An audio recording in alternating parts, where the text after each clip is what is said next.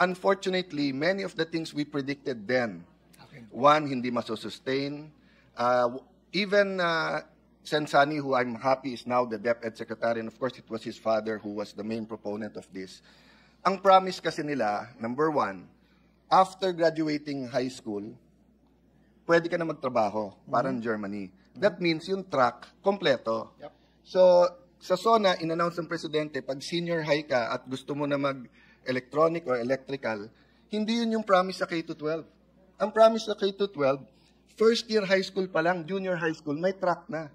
Whether yan ay sports, whether yan ay sa fashion, sa creative, sa pananamit, sa computers, internet, no? Hindi sa fifth year. Hindi sa fourth year, sa fifth year. Nandun pa lang yun yun yung pangako.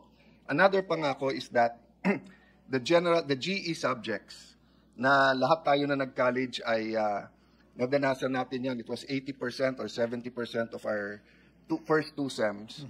Ililipat yan sa high school para ang mga college ay nangako na i-cut to 3 years. Ngayon, kailangan pa natin ng win-win solution through Senator Win by filing a bill to force them na magbawas. So, noong time ko po, I think 18 units full load kami. 21 units, okay pa rin. Hindi pa overload. 23 units yung overload. E ngayon, Senwin, ano ba? 20, 26, 28. Basta, yung units. So, yung promise ng K-12, baliktad pa yung mga nangyari. And I can go on. And I know you agree. I had the chance to hear some of your comment speeches, more on social media than on the campaign. No? So, right in front of you is a senator who loves to be loved and loves to be hated. Senator Jinggoy Estrada. So, the same goes for his proposal to get rid to K-12. Some parents, love it. Some PTA associations, some local government, some media practitioners love the idea. Some hate the idea. So I know this is going to be a long discussion, but I'm really curious what you have in mind, sir. Are you for the abolition of the K-12 or are you for the full implementation? What are your, in a nutshell, leaning towards? Thank you, Mr. President. Yung problema ho sa K-12 directly affects the employability of our students. At malinaw po yung posisyon natin na ang pagtatrabaho sa dulo ng edukasyon mahalaga. No, mahalaga na pagkatapos ng educational journey mo, may trabaho ka. No? You should be employable, you should have the skills that are needed to be hired. And one of the bills that we filed, pinapalapit po niya yung mga eskwelahan at yung curriculum dun sa mga employment opportunities. This directly will affect the grade 11, grade 12 system. So maganda po ang pangako ng grade 11, grade 12, pero alam natin di po yan ang natutupad on the ground. No? Kung may reforma na pwedeng gawin para maging employable yung mga estudyante natin, then maybe it deserves one more shot. But kung talagang hindi kaya, then we will tackle the solution suggested by Senator Estrada. So ang mangyayari po dito, maghihearing po tayo, and we will hear everyone's position on the matter.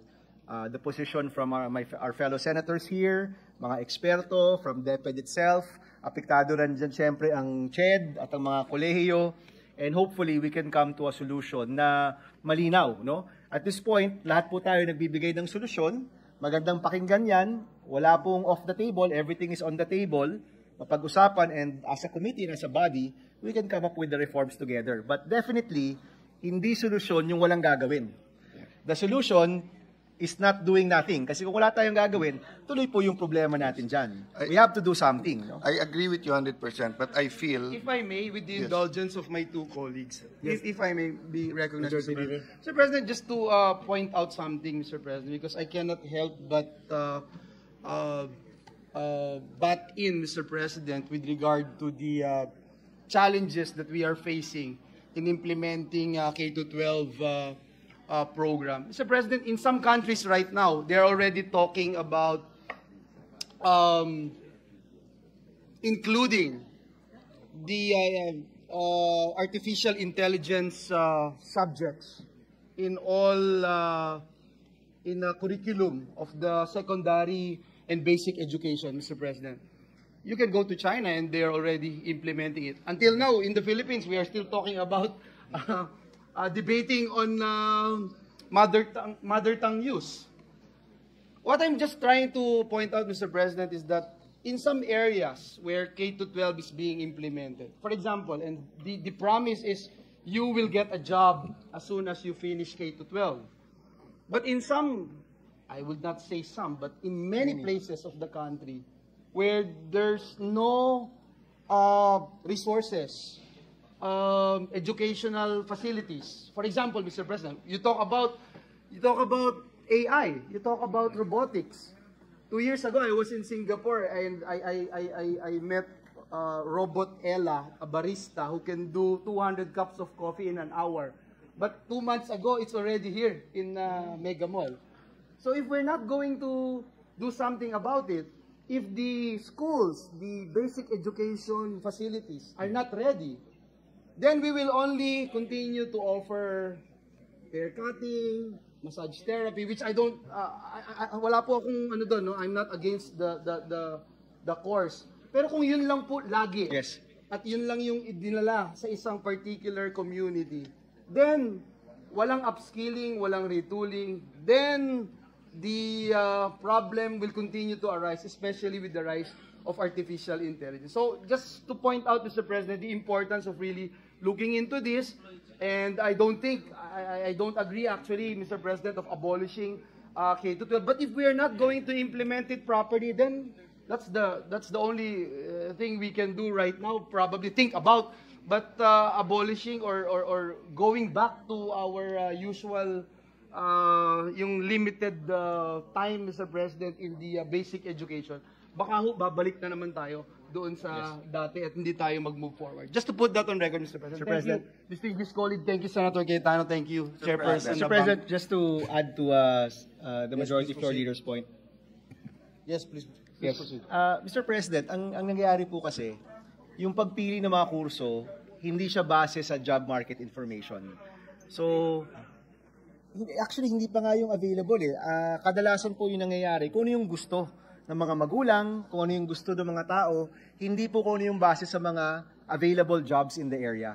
So, yung isang batas po na na-file po, isang bill na na-file po natin, si STEP Act, School to Employment Program, binubuo po yung labor market information na siyang magbibigay ng datos sa mga eskwelahan, both in high school and in college, para yung mga kurso pwede pong ma-rationalize, no?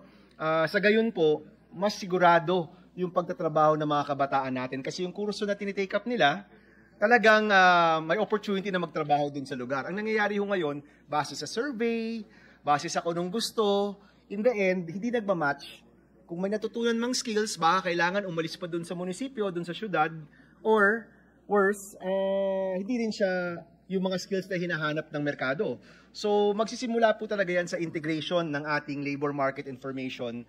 Alam ko po, the majority floor leader is the expert on technical vocational matters here, no? So, alam po niya na ang TechVoc schools, kadalasan meron niyang labor market information para yung offerings po nila, swak talaga sa pangangailangan. Kung nagagawa po yan ng TechVoc institutions natin, ba't hindi nagagawa ng ating mga senior high school na siyang nagbibigay rin ng NC1 at NC2 certification? So marami ho talagang reformang kailangan gawin, and we would welcome the expertise of the good majority floor leader during the deliberations. So maraming salamat po, sir. Salamat, Mr. President, just to react to the gentleman from Tarlac saying we cannot do nothing.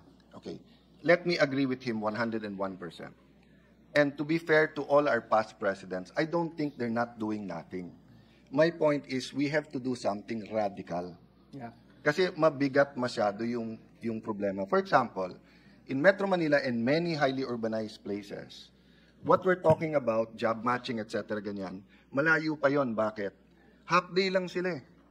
3 oras lang, 4 na oras. Wala ng classroom, kulang na ng teachers. Pwera pa yung 1 linggo na walang pasok dahil bumabagyo. Karamihan sa kanila, wala rin naman tablets or Apple computer labs or anything like this, no? So the problem is really much more basic. The problem, that the bigger parts of the problem goes back to pre-K to 12 eh. Nabanggit ko kanina, bakit ngayon mas maraming more than 18 units. Lumalabas sa EDCOM, 122 units ang college eh. So 122 divided by 3 years, that's only about 40 units per year. So kaya naman pala ng 3 years. Bakit? The longer you ask a parent to sustain yung pag-aaral ng bata, the bigger the chance na mag-drop out. In Taguig, we have a 100% scholarship program. Pagka-graduate mo ng high school, we'll give you automatically 15,000 para makapag-enroll, whether TESDA yan or college. If it's a center of excellence like UP, we'll give you 50,000. Kung teacher ka or police, we'll give you 80 to 120,000 magmasteral. But you know, you check the dropout rates, comparable pa rin sa ibang lugar. Kasi nga yung scholarship program natin at pinagyayabang natin full scholarship, 30% lang yun ang gastos eh. Yung out of pocket is 70%. And the additional kindergarten, which is good, ang kindergarten, 100% good. But yung additional 2 years, tapos yung nag-additional 2 years ka nga, half day ka naman. Ano yun? Diba? So again, I know this is going to be a long discussion. Mr. Testdaman, Mr. Trabaho ng Senado stood up. I remember we were discussing how much, Brad, is the budget now of TESDA compared to when you were TESDA? Times 3 na? Times 4 na? At it's times 3 na. Ang pangako nun, yung TESDA i-integrate sa high school. Ngayon may 3-year course na yung TESDA, naging CHED na rin ang TESDA. Tapos may mga course ang TESDA, singmahal na rin ng mga college. You know? So again, I say all of this with passion because nga, you know, I saw it before my eyes, kung ano yung successful, pero kung ano din yung dumudurog sa sistema. But the solution is there, but we have to be radical. 165,000 schools. Binanggit to ng EDCOM, school classrooms. Binanggit to ni Senator Tulfo. I guess, sobrang dami na nagsusumbong sa Tulfo, kaya buti, madadalawa na Tulfo natin. So, mahahati na po ang trabaho sa mga nagsusumbong sa atin. You know, Senwin and I, hindi po ako magaling mag-compute, no? But you have to hand it to Senwin. Not only is he very good in education, singkit din, kaya magaling din sa calculator, magaling sa math, sa business. Alam nyo, kinocompute namin, kung sa 1 million Senwin, 165 billion lang yan. That's almost half or 2/3 lang nung baha budget ng DPWH. Exactly. 1 trillion yung budget ng DPWH. Gusto nyo tapusin in 1 year ang kakulangan sa classroom? Medyo bitin pa yung 165 kasi sa Metro Manila, walang lupa. But the point is, I'm agreeing with you, sir, but I think the task of this 20th Congress is not only for change or to do something, but it is really the radical change that is needed, the hard decisions, putting our money where our mouth is. I campaigned in my first term in 1998 telling may kababayan sa Taguig, tiisin muna natin na napuputikan ng paa natin. Minsan nagkakaroon ng alipunga dahil sa baha. Pero gawin natin lahat ng classrooms natin. And now, awa ng Diyos, you know, maganda edukasyon, mga nagtatrabaho sa BGC, mga taga-Taguig. But kung inuna namin ng inuna yung flood control, and it's hard to be in a flood, 3 months kung paano kaming bahain before, no? But to go to my second question, dahil matalas na ang tingin sa akin nung dating Senate President natin at napaka-importante, and I support his privilege speech, but it's in connection with that. No? When Isabong happened, and now I can tell the story, that was one of the reasons that there was a clamor to remove me from the speakership because I refused to even calendar the franchise of Isabong. I knew how addictive and kung gaano kalaking problema yan. No? So ngayon, wala ng pogo, thank God, and thank you everyone here who worked on that. Having said that, pinag-iisipan pa ng Malacanang kung ano ang epekto at anong balance ng online gaming. So my question is this, because nga I'm eager to hear Senator Subiri, former Senator Subiri, but shouldn't CHED and TESDA and DepEd, not only kay Sen Sani now, I said this during the time of VP Sara, I said this during Duterte administration, shouldn't they weigh in? Kasi can you imagine, sasabihin ng PAGCOR, we're making 50 billion. Tapos ang mga bata, tuturuan mo, kulang-kulang tayo ng mahigit 1 trillion, papayag ka sa 50 billion na kikitain, tapos ang mga bata, tuturuan mong hard work, mag-aral ka,